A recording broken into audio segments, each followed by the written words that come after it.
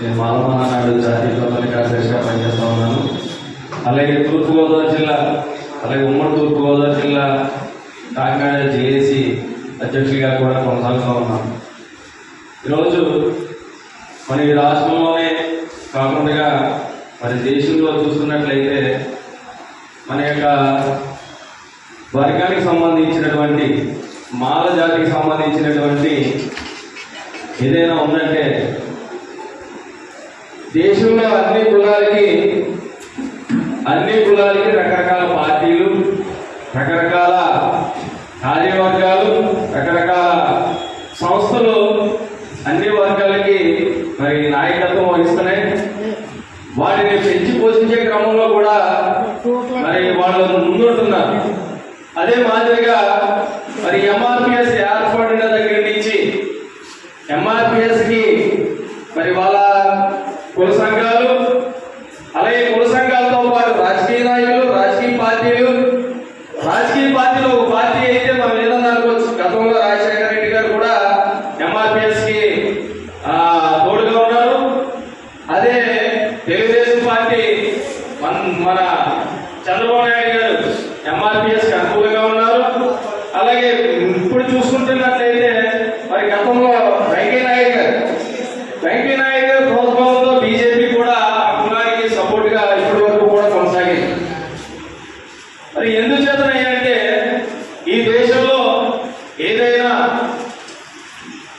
ఒక బలమైన కులం, ఏదైనా ఒక చైతన్యవంతమైన కులం ఏదైనా ఉన్నదంటే అది కేవలం ఈ భారతదేశంలో మాల కులం మాత్రమే ఉన్నది. అందరూ కూడా దీన్ని ఒప్పుకోలేరా? అలాంటి బలమైన కులాన్ని ఏ విధంగా మనం ఎదుర్కోవాలి? ఏ విధంగా ఎదుర్కోవాలంటే ఎవరి వల్ల కాని పని.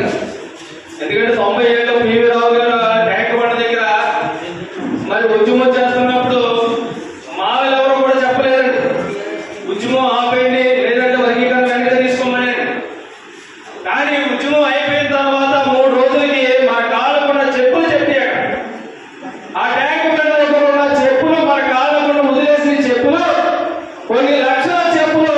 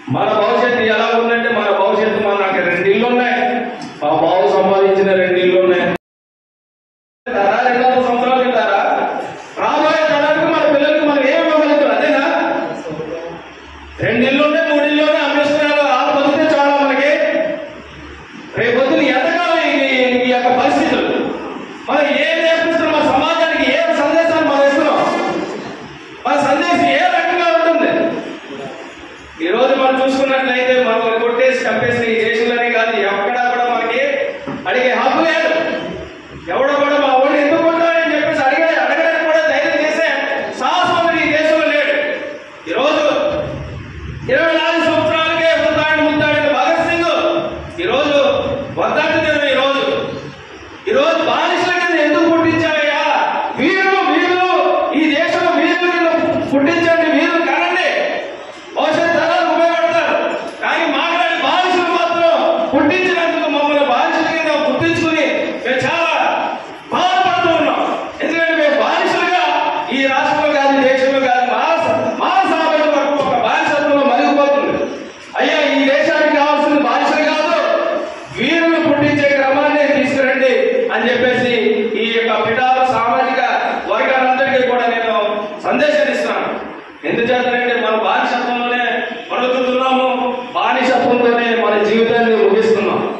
కానీ ఈ దేశానికి కావాల్సిన బానిసత్వం కాదు, వీరులు కావాలి. రాజ్యాంగాన్ని ఆ రోజు రాజ్యాంగాన్ని కాపాడడానికి అంబేద్కర్ ఎన్నైతే కృషి చేశారో అలాంటి రాజ్యాంగాన్ని కాపాడుకోలేని నిస్సాయ స్థితిలో మన మాల సామాజిక వర్గం ఉన్నదంటే ఒకసారి మన చరిత్రను చదవండి. మన యొక్క ఈ దేశాన్ని పరిపాలించినటువంటి మూలవాసుల్లో ఈ దేశంలో మొట్టమొదటి స్థానం మన మాలకు ఉంది. మన చరిత్ర మనం తెలుసుకోలేకపోతే ఈ దేశాలే కాదు, ఈ దేశాన్ని విడిచిపెట్టి వెంటనే పాల్గొవలసిందిగా మాలకు విజ్ఞప్తి చేస్తా ఉన్నాం. ఎందుకంటే ఈ దేశంలోనే కాదు, ఈ రాష్ట్రంలోనే కాదు, మనల్ని ఎక్కడ కూడా బతికేవాడు. ఈ దేశంలో నువ్వు నిజంగా వర్గీకరణ చేయండి, మీరు అన్నట్టుగానే వర్గీకరణ చేయండి. 2% అంటారు, 3% అంటారు, 4% అంటున్నారు. 4%, 5% ఈ మానవాళికైనా ఇక్కడ వెనకాల 50 కులాలు ఉన్నాయి, వాళ్ళ ముందు పెట్టండి. పోయి వాళ్ళ ముందు పెట్టండి, మేము వెనకాల ఉంటాం. ఈ 59 కులాల్లో 2 కులాలే ప్రాతినిధ్యం కాదు. 59 కులాల్లో 2 కులాలు తీసేస్తే 57 కులాలు ముందు పెట్టండి, మొదలు వెనక వర్షంలో పెట్టండి. మీకు నిజంగా సిద్ధశుద్ధి ఉంటే, మీకేమైనా మానవాళికల మధ్య లేకపోతే మానవ కులాల మధ్య మీకేమైనా చిత్తశుద్ధి ఉంటే వాళ్ళ ముందు పెట్టి మమ్మల్ని వెనక పెట్టండి, స్వాగతిస్తాం. అంతేగాని ఉయ్యత్తులు లేదా ఓట్ బ్యాంక్ రాజకీయాల ద్వారా ఓట్ బ్యాంకుని నిర్వీర్యం చేసే విధంగా ఈ యొక్క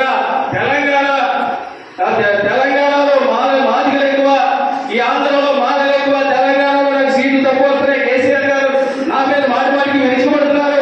అక్కడ నాకు అసెంబ్లీలో మరి నాకు ఎక్కువ ప్రాతినిధ్యం కావాలన్న సందర్భంలో మరి ఈ రోజు వర్గీకరణ తీసుకురావడం జరిగింది. అలాంటి వర్గీకరణ తీసుకొచ్చి మరి మా మీద దృష్టి మమ్మల్ని చాలా చులకన భావంతో చూస్తున్నారు. కాబట్టి సందర్భంలో మరి అందరికీ మరి సమయం చాలా కాలక్షేపం అవుతుంది. కాబట్టి నాకు ఈ సమయాన్ని ఇచ్చిన మిత్రులందరికీ కూడా